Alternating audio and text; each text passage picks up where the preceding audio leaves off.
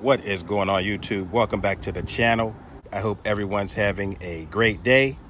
Hope everyone's staying safe and healthy. In this video, we're going to cover 3 modifications I wish I would have never done. And the thing is, a lot of times when you do your research, you see if the product's good. A lot of times people don't post the bad about the product. They post the good. But I'm here to tell you all about the bad. And if a product's really good, I'll let you know all the good things about it. But if it's bad, I'll also let you know the bad. So I'm gonna roll a quick intro and we'll get right into the video. All right, so the first modification I wish I would have never done is the 4K mirror dash cam. Now, obviously you can see that it is uninstalled. I took it out. I was so frustrated. I just took it out and threw it in the trash.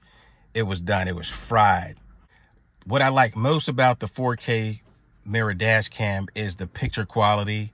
And it also had the front and rear camera, which you can switch just by the swipe of your finger. That was great. And it lasted about a year and a half, a year and 9 months, something like that. All the functions was excellent, and I'll roll a little clip of it right here. This is our front cam. As you can see, it's in 4K resolution, crystal clear. Swipe left, that's our rear cam, and we have that mounted inside the vehicle. Swipe again, it shows both cameras, front camera and the rear cam. The front camera I have it's in 4K, and the rear camera is in 2K. That's the highest resolution it'll be displayed and recorded in, is 2K for the rear cam. But the front cam, as you can see how much clearer it is, it's in 4K. Also, because you can see the lines from my back window, that's why it's probably not as clear as this as well. Now, if we swipe right, it goes into our logged files. Right now, we don't have any in it because I just formatted the SD card. So if you swipe right, all your files, your recorded videos will show here. You can check them and then press delete if you want to delete them. But now we'll get out of this menu. So if you swipe down, it'll go into all your settings. As you can see, it's in 4K resolution. If we tap on it, it'll go to 2K. Loop record, I have set for 5 minutes. By default, it comes set. Now, I will leave a link in the description to that video just in case you did want to purchase it, but I'm letting you know what's bad about this 4K mirror dash cam. Now, the reason it failed or gave out over time was due to overheating. Now, in the wintertime, when we had below 0 temperatures, it was still operating fine. But the problem came when we got those days when it was like 95 degrees. And when it's 90 degrees outside, on the inside of the vehicle, it's like 130. You can touch it, and it was so hot that you couldn't even touch it with your hand. That's how hot it was. On the package, it tells you the operating temperatures. And I think the max operating temperature was like about 105 degrees or something like that. And this thing was like, it was like 120 degrees. So, and then at that point, it started flickering, it started going in and out. And, you know, over time, it just failed due to overheating over again and again and again. So, I mean, that's just something to be aware of. You know, when you hook it up, it works fine. You're going to love the picture quality. The installation is rather difficult if you're not comfortable with wiring.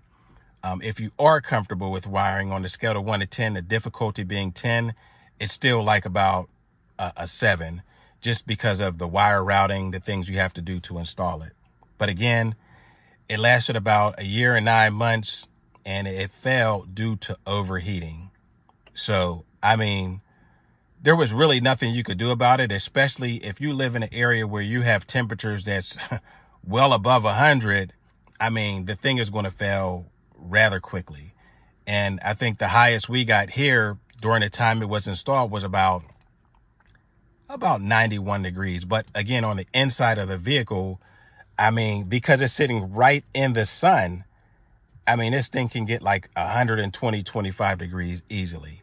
So, I mean, again, if you live in an area where you got constant heat and sun, it wouldn't be a good idea to buy the 4K mirror dash cam because it sits right here, right in direct sunlight.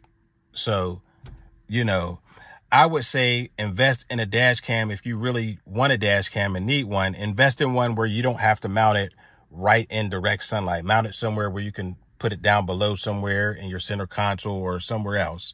Just don't get one where it can sit right here in the sun, because it will fail prematurely due to overheating.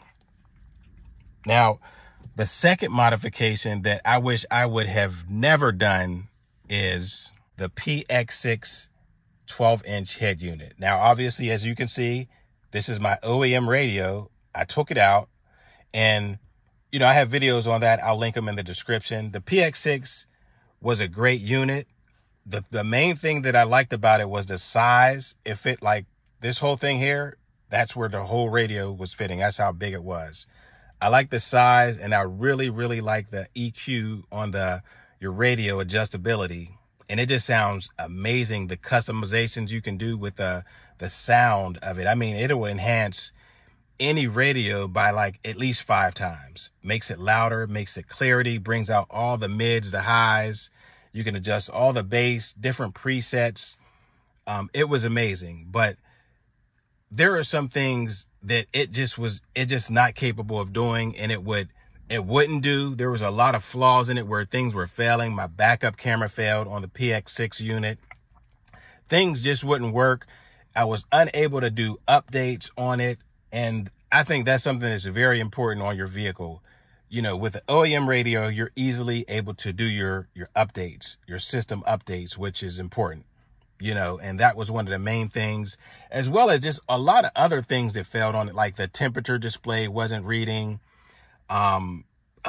Various things fail, which I can't think of right now, that just stopped working or wasn't working at all. Customize it to the full capability. This is my favorite part, the 16 segment EQ. You can really tweak the sound to your liking, your highs, your mids, your lows. Balance. You got full control if you have an aftermarket sound system in your vehicle. So again, the PX6, it was a nice unit, but I mean, to me, it's just better to keep the OEM radio in there, unless you get a unit that you're 100% sure everything works. You're able to do your updates. You know, if it works just as the OEM factory radio works, then I would go for it. But, you know, the PX6, I had to discontinue it, and I did end up selling it on eBay, and I made sure I sent the buyer videos of it while it was installed, while it was working, and I let them know all the flaws, all the things that was wrong with it. And I still end up selling it for 2/3 of the price I paid. So, you know, it wasn't a bad deal. But again, that's one modification I wish I would have never invested in. The third modification I wish I would have never done, and this is the biggest one, is the DiabloSport tuner. All right, so guys, if you're going to tune your vehicle, do not go with the DiabloSport tuner. You're going to be so frustrated. Now, I've had this about 2 years now. I had to take my vehicle back to stock 3 times to get it inspected. That's one downside. You know, when you get your vehicle inspected, you have to take your vehicle back to its stock condition and unmarry your custom tune. Now, this is the DiabloSport Trinity 2 EX Platinum unit. As you can see here, how bulky it is. You know, this is where you connect it in, and you connect it through this plug here. This goes into your OBD2 port. Here's the bypass module that you hook up. And first off, I believe that they should make this a lot thinner. You can see how thick it is. You know, this is 2023. It should be about this thin. as thin as a cell phone. This is like 3 times thick as a cell phone, you know. So, and then the thing just operates so slow. When you're uploading a tune, when you're trying to go back to stock, it's just spinning. And I'll roll a clip right here.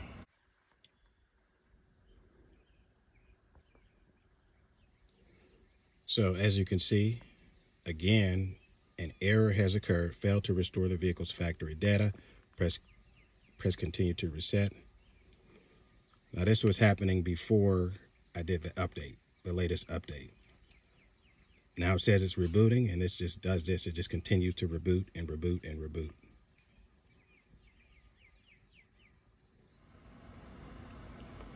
So this thing has so many bugs in it.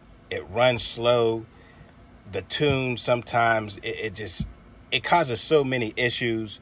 You're unable. There's guys I know that had the tuner, either the i3 or the T2, where they was unable to take their vehicle back to stock. So it's stuck in their custom tune. The Diablo tune, which is a tune I had that I uploaded to my vehicle, it's a decent tune. It's a great tune. I really like the performance it gives. And I do like all the customability, all the features of the T2 EX Platinum. But I mean, for all the problems that it caused, it's really not even worth it. Now, as you can see, we passed inspections. We're good till 7/24. We were able to take our vehicle back to stock. We're all back to stock and passed inspections, but when you start it, it's throwing the ABS light. It's throwing that ABS light, and I cannot get rid of it. So that ABS light is for the incorrect tire diameter, and there's no way to get rid of it. You probably have to use one of those $5,000 scan tools at a dealer to get rid of that ABS code. But again, it was able to pass inspections fine, and that's a good thing. I don't think I'm going back to my Diablo tune. Now, if for whatever reason you say, okay, I'm gonna go for it anyway, I'm gonna risk it, and you just go ahead and get the DiabloSport tuner, T2 or the i3 or whatever, make sure you get a separate PCM, because people are having problems trying to get their vehicle back to stock. Don't use your factory PCM to upload a tune. Get a used PCM that's compatible with your vehicle and upload your tune to that. Because what if I was unable to get my vehicle back to stock and I used my factory PCM? See, now I'm screwed. So what I did was I purchased a used PCM on eBay and installed this PCM into my vehicle and then uploaded my Diablo tune. And the reason why you want to do this is because just in case you can't get your vehicle back to stock, you always have your factory PCM, just in case anything goes wrong, electrical problems or anything can go wrong. You always want to have your factory PCM untouched. So that's a good idea if you do decide to go with your tune. Now, all I had to do was remove my unlocked PCM and put in my factory PCM, and I'm back to stock. Boom. Now the problem is the DiabloSport tuner was giving me major issues, and I was unable to get the unlocked PCM back to stock. That means I can't resell this because there's still a tune married to this PCM. It's still uploaded in here, and I'm unable to get it out because of this thing working improperly. And now one of the worst things about tuning your vehicle with a electronic tuner is that if you're having issues and you contact DiabloSport, they're helpful when you first, have your first issues after you first purchase it. They'll give you a helping hand. But, once you keep contacting them and you having problems, you're dropping phone calls, they're hanging up on you, and it's just a bad way to tune your vehicle. I wish I would have never tune my vehicle with a DiabloSport tuner. I wish I would have just did a dyno tune and call it a day. Because at least with a dyno tune, you're right there in person with the guys. You can just go to the shop. Any problems, the shop is right there. Whereas you have to deal with people on the phone, you're dropping phone calls, they're hanging up on you, you know, and you have to constantly update this thing. It is just to update this can take 2 hours easily. And there's just major problems. This thing runs slow. It's just spinning all day. As you've seen in the clip, it's just a bad way to tune your vehicle. The tune is good, but all the problems that come with it is just not worth it. So drop comments below if you have an i3 tuner or the T2 EX Platinum. Let me know all the problems you're having. Let me know if you're having problems with DiabloSport. I'd like to know, because I had some major issues, and I'm not uploading my Diablo tune again. If I go back to tuning my vehicle, it's going to be a dyno tune, you know, point blank. Those were the 3 modifications I wish I would have never done to my ride. Drop a comment below. Make sure you give the video a thumbs up. Make sure you subscribe to the channel if you haven't, guys. We got more great content on the way. I will see you guys in the next video. Alex RT Life signing off.